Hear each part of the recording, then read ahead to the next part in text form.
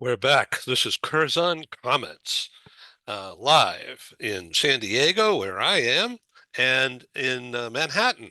And welcome, James Moss. Hi Ed, great to be with you again. So Lovely this to is, hear thank you so much. Sorry to talk over you.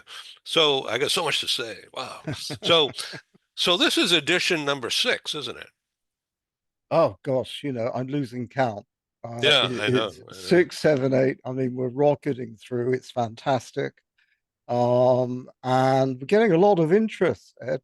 It's interesting people clicking on and listening in a bit, which is terrific.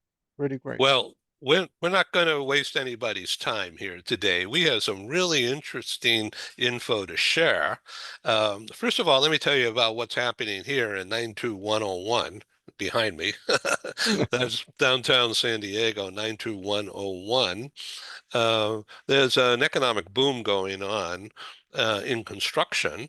Uh, there's been for years parking lots on key corners throughout the downtown, and almost not one by one, but like two by two, they've been taken over or arranged. The owners, whoever they may be, have taken advantage of the downtown being underdeveloped in terms of housing, and high rises have sprung up over the past, well, COVID period, there was zero interest rates, remember? Because the Fed wanted to pump up the economy. Everybody at first was shocked and scared, and typically they don't spend any money when they're afraid and they're into uncertainty. So the Fed crashed interest rates to like zero, and all the big money people decided now's the time to start buying things and building. San Diego is one of those towns. And so a lot of these buildings behind me that you see right there, they weren't there uh, 5 years ago. And it is now a job for people, well, like me in public relations and media to promote that idea that, hey, it's a cool place to live.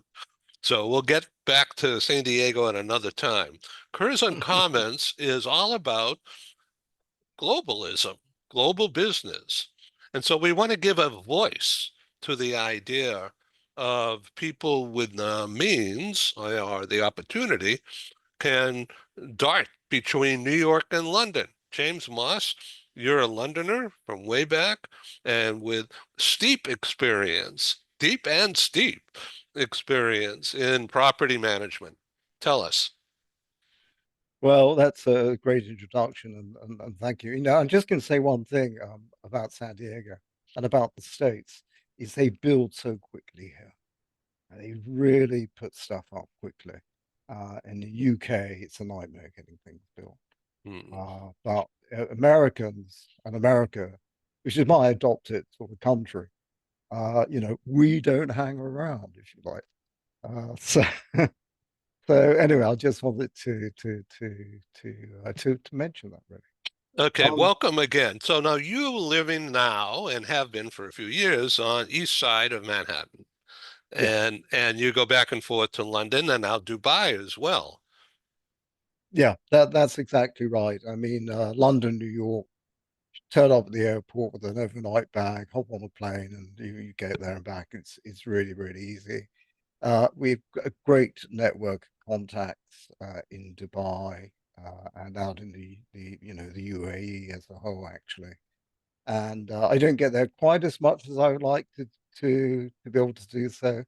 But those relationships, those client relationships, and intermediary relationships are very strong, very healthy, both for London and New York, I would stress. So tell me what's going on in Manhattan. Manhattan meaning the New York City real estate rentals. Well, maybe I've got a few slides. Maybe we should try one of those and see what Okay, happens. I mean, let's begin. Use my screen share. So, audience, this is a hot information. James is a go-to. Before you push that button, Curzon Central. What's the website? I see here in the upper left, Uh, CURZONCentral.com. yes, our main website. So if you like, our host HQ website is CURZONCentral.com. And from CURZONCentral.com, you can get to our New York American website and also to our separate relocation website, which is a sort of division, a bit of a grand word, but we run our relocation side through curzonrelo.com. But basically, Curzon Central gets you to everywhere you need to go. Okay, you got that, audience? Curzon with a Z, Curzon Central, all one word, CurzonCentral.com, and there's a wealth of information.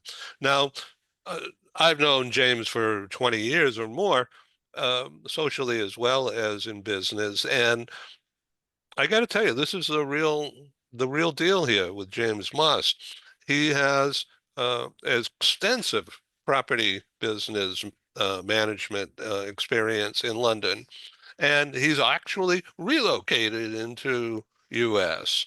Is and now he's offering the services of relo, but in a high tech, super high tech, and wonderfully accepted product called. Uh, it's Curzon Relo again.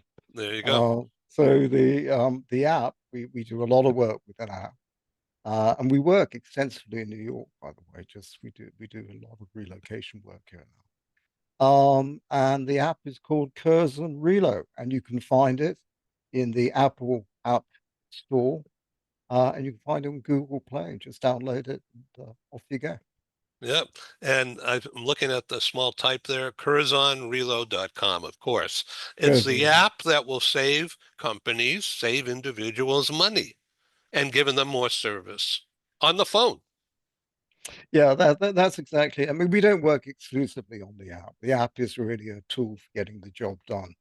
But what's great about it when we do use it and the clients want to use it, it's just so efficient.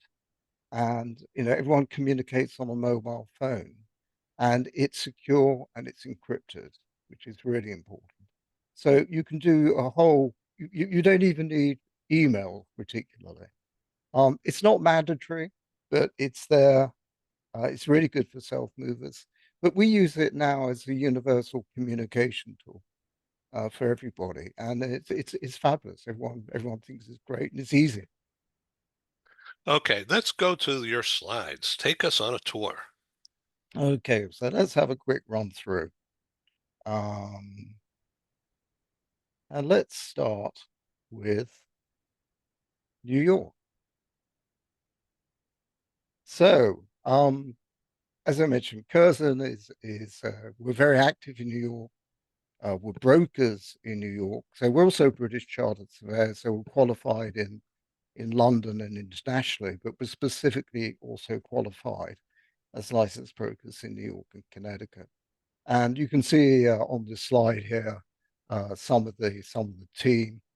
And we do property here, and we do relocation here. We do relocation at a wider scale as well. But this is our home in North America, and we're absolutely delighted to be here and working from here. So in the Um, neighborhoods, oh, excuse me, in the Manhattan neighborhoods, what's hot? What's going on the rental market? well, let's. Oh, I don't know how that got in there. That is A happy guy. that is a heavy guy. There's two heavy guys. So that's me with one of my clients. So a lovely fellow who we relocated at the end of last year. And I'll let our audience read the testimonial whenever they feel like it. But as you can see, we've got a couple of classes in our hand. It all went very, Yes, and I very could see well.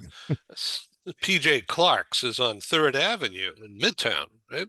Spot on, Ed. Spot on. Yeah, yeah. And Okay, and I'm going to read this, okay? James, and this is what this guy wrote. James made what could have been a stressful, high pressure move feel completely effortless. Despite a very short window, James found a place that suits me. This is a rental that suits me perfectly, something I didn't think was possible under the circumstances. I felt fully supported throughout. That, combined with James' calm, reassuring approach, got us there. Delighted it all worked out so well. Congratulations. Well, thanks for reading that.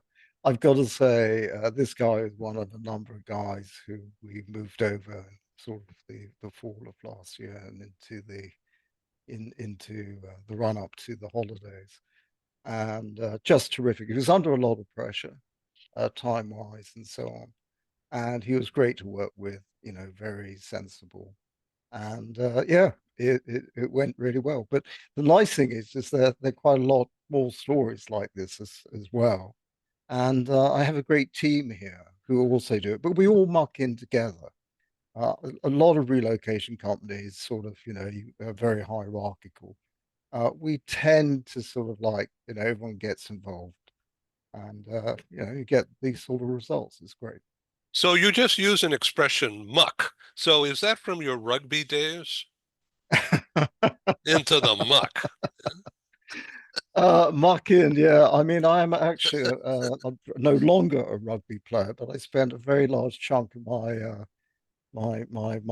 youth and young adulthood playing rugby, and I have the scars and the beauty marks to show for it. Yeah, well, that's a rough Yeah, sport. Well, San it's Diego has a rugby team, but I haven't gone to any of them yet. well, not to digress too much, but California, San Diego is absolutely excellent for rugby, Oh, and really? I'll look the into it. the American seven-a-side rugby team is one of the finest rugby teams, seven-a-side rugby teams of the world. So little known Wow. fact there. Yeah, the US is That great. Really, that's really good. interesting. So where did this customer wind up renting? What part of town? Brooklyn, Aha. interestingly enough. Yeah, And okay. so yeah, so let's sort of go on a bit on the slides here. Okay. Um, So this is and Manhattan well, data. this is Manhattan data. The reason I'm actually going to come back to Brooklyn in a second. But this is Manhattan data, and you can see that the average rent in Manhattan at the moment, this is across Manhattan, is $5,368 a month. Um, it's gone up about 7.7% from last year. So that's a typical two bedroom. Yeah, that's a sort of typical two-bedroom, good condition, midtown Manhattan type of situation. Usually furnished on something like that or semi-furnished. So yeah, yeah. But what's interesting here, and again, this sort of Toby ran into this gentleman we had previously, is that there wasn't a lot of stock around. Hmm. So one of the things you have to do is you have to move really quickly to secure the properties you see, Aha. and to try and avoid bidding wars. And bidding wars are really creeping into the equation over here again. Prices go So up. Boy. yeah, exactly. And on the bidding wars at the moment that we're seeing, and we weren't actually getting too involved in them, pleased to say. We'd like to get our clients in first and secure the place and avoid a bidding war. Um, but on average, on bidding wars, the rents being achieved are about 8% higher than the listed rents at the Okay, moment. let's go a little bit further into your data and the images that you have. Oh, there we are in Brooklyn, right? Yeah, well, this is classic Brooklyn. This is beautiful Brooklyn. I have to say, it is lovely. And this is your classic brownstone, which Americans, of course, are very familiar with.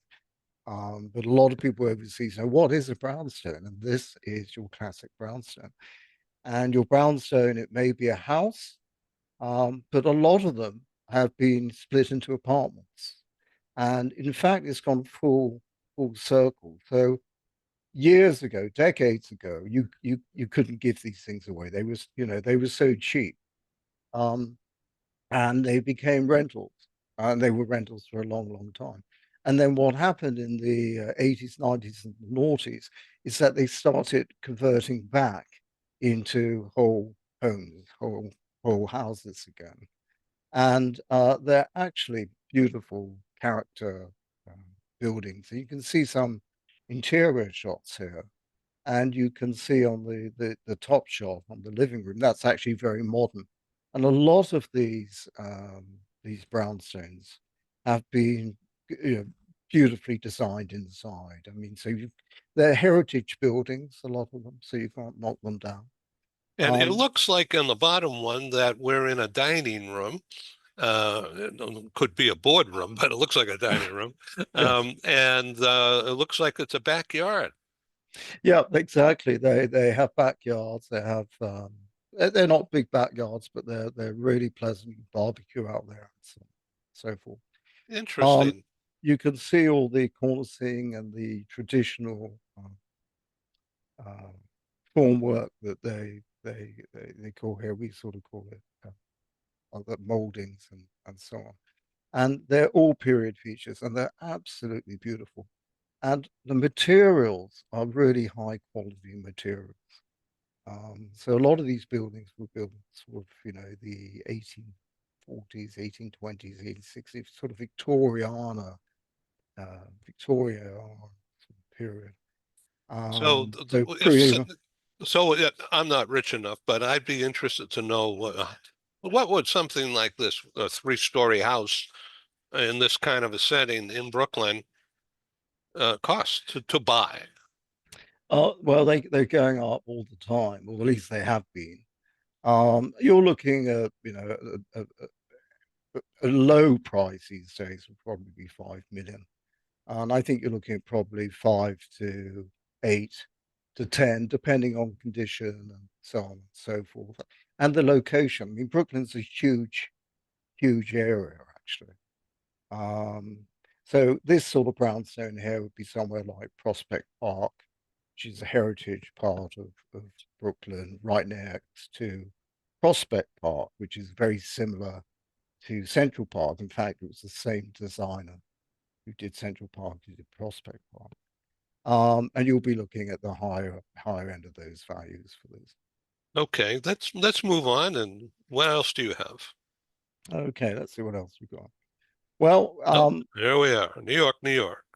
yeah, this is brilliant. This is super prime, what we'd call super prime Manhattan. This is 220 Central Park South. I'm just thinking of Frank Sinatra singing New York, New York. If you can make it here, Well, if you're living in here, you've certainly made it. I can tell you that. This is it's known as the hedge fund managers building. the king of the world. It's Yeah. yeah, it's full of celebrities. It was a Stern building, architect Robert Stern, and it was the first of the really great luxury skinny and skyscrapers, if you like, in New York. Phenomenally successful, and today it is still considered to be the number one. I would say probably the number one address So what we're in, looking at in is Manhattan. that is this white stone building in front of this taller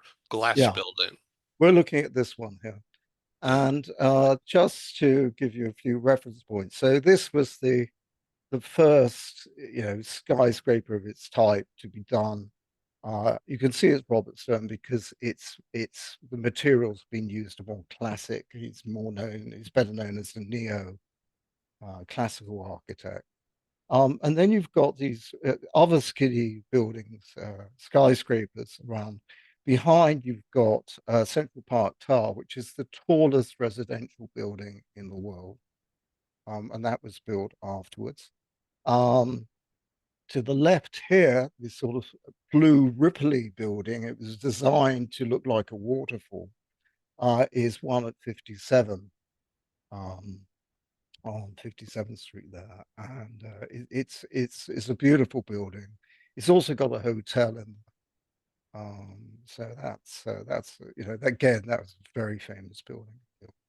And then this one here is the Steinway building. It's 111. on 57th Street. It's built on top of the old Steinway piano factory. That's where it's got its name from. And then this very far one at the back here is actually lower down on Park Avenue, and that's 432 Park Avenue, which again is an iconic modern skinny skyscraper. What Uh, what cross street is at 432? are you referring to this one down here? Yeah, 432. Do you know, I couldn't say for sure. Well, at 432 down here, sorry, the cross street is it would be 57th Street and Park. It's on Park Avenue. In fact, it's a slight misnomer. It's actually set back one block from Park Avenue. But the developer very cleverly and very smartly bought the block in front, which I think is a car dealership. So he got the Park Avenue address. Oh, that is And interesting. I these guys, the developers behind these buildings, are the New York real estate titans.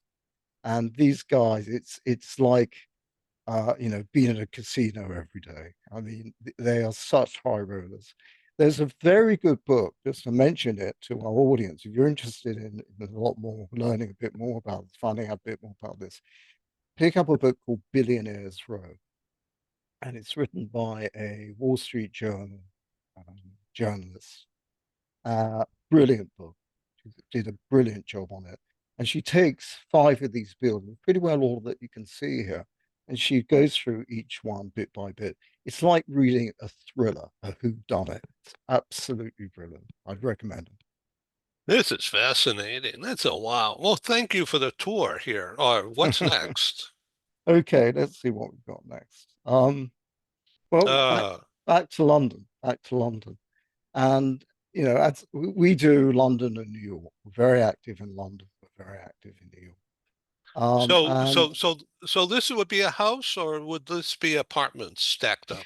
well, this is fairly traditional white stucco, prime central London. So this could be in Notting Hill, it could be down in Belgravia, Chelsea, Kensington. I mean, it's a very classic style.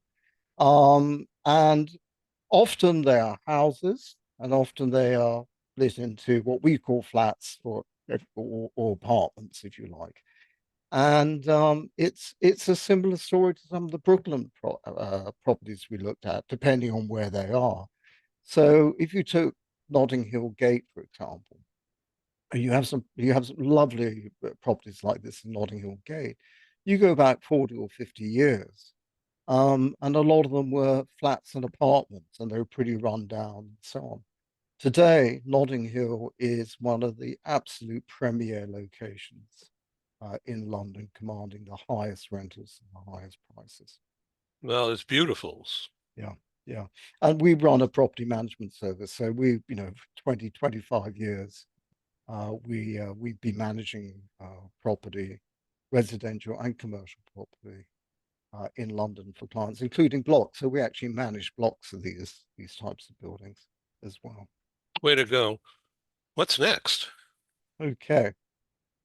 So I just thought we'd have a quick look at what's happening in the rental markets in London. London is really hard. London isn't like Manhattan where you can sort of average out and get the numbers right and so on. Um, London is a much broader parish in that sense. So what we tend to do is we tend to look at trends. And what you will see here is that during the pandemic, um, London, and you've got here prime central London in blue and what they call prime outer London in orange, but they're much the same, frankly, um, in terms of the way the numbers and the trends flow. And what you'll see is during the pandemic, just like uh, outside of New York, when people trying to get out of cities, as well as uh, trying to sort of find the leafy locations, if you like, and there are a lot of those in them. The rental values just took off, they took off, and then they came right down as the pandemic sort of worked its way through. And then they sort of, picked up again. They kept going. There's a shortage of housing stock in London. This has been a big problem, particularly on the rentals. And anyway, we come all the way over here to January, beginning of this year, and rents at the moment look as though they may have bottomed out. What I think is that I think the data is pretty good. The question is what's going to happen next. And if you look at the very end of those trends, they're just beginning to turn up again. And what you've got going on in London is you've got landlords leaving the market, like you have landlords leaving the market in New York for different reasons. And I think what we're going to see is we're going to see rents starting to go up again. Um, Interesting. yeah, yeah. So that's where we are as a general trend in General central trend. London at the Right, moment. right. Yeah. So in certain areas, high-end areas throughout London, it's sky high. Show us. Sky high and rocketing. Rocketing, This, right. yeah, yeah. Okay. So I'm going to go on to the next slide. Yeah, fly me to Um, the moon. yes, this is sort of this is One Hyde Park, Knightsbridge, which is the equivalent of 220 Central Park South, really. It's a stunning modern development right across the road from Harrods. I mean, literally, it's a 3-minute walk to Harrods. And I'm pleased to say my office used to be around the corner, so I know the area incredibly well. But I wasn't in one of these. But it's an absolute fantastic location. It's South Kensington, Eaton Square, and everything just up the road from here. So you're Yeah, so talking, it's primo. Primo. yeah, you're talking prime central London. So, to give you a feel on rent, so if you wanted to rent one of these apartments at One Hyde Park, you're looking at about £50,000 a month, 65,000 US dollars a month for your sort of fairly average three bed apartment. And like 220 Central Park South, there's loads of amenities in these buildings. There's swimming pools and there's concierge and there's saunas and all sorts of things.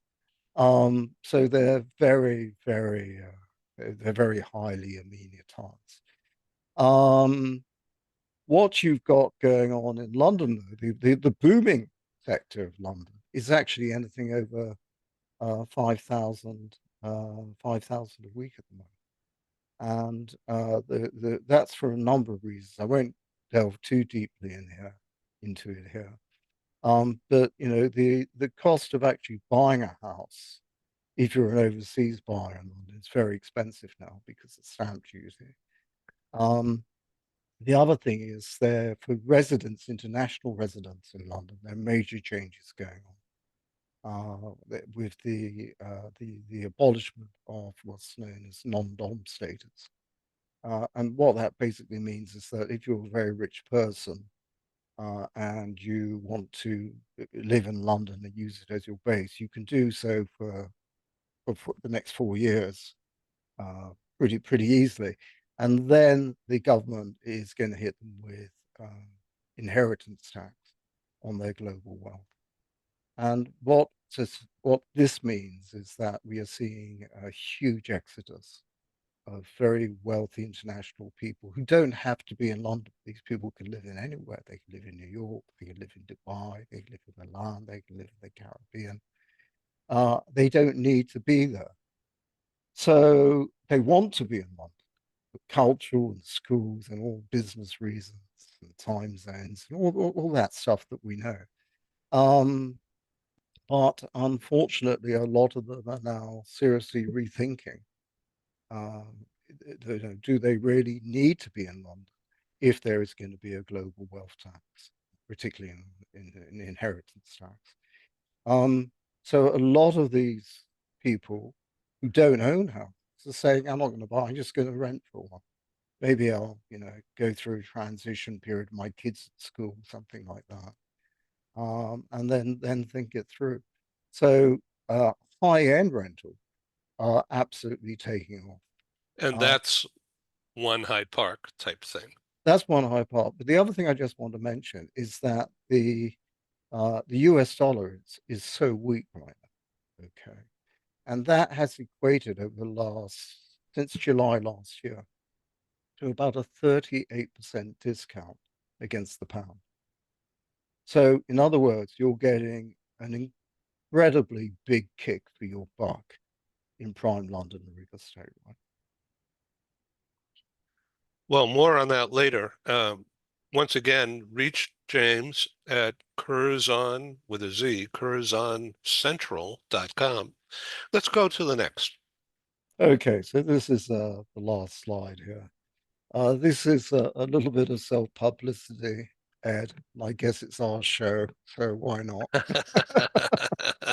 And So uh, you're showing us the app. and showing the app, yeah, basically. So this Yeah. is so our app is it's really cutting edge technology. We've just been shortlisted in the Americas, so it is really fantastic. Um, for the best bespoke technology in global relocation in the Americas at the moment. And so we're very proud. Yeah, I think we're sort of proud. We're certainly chuffed to be there. So yeah, so the Emma Awards are in about a month's time, and we're just delighted to be there in some very good company. We What we do is very unique, actually. No one else does what we do the way we do it, which is brilliant. But yeah, we're just very happy. I'm very happy for our team, our tech team, our Relo advisor community that made the cut. It was great. Thank you for being my guest on this broadcast, this recording session. The world will see this, James. Congratulations on your obvious success. And I'm really happy that you're my customer. Well, it's great. Thank you. And I love our partnership. I love Global Business News and what we do together and what we do is in business and what we do as friends. So Cheers. thank you very much. All right. CurzonCentral.com.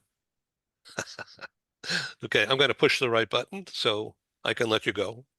Thank you. All the best. Cheers.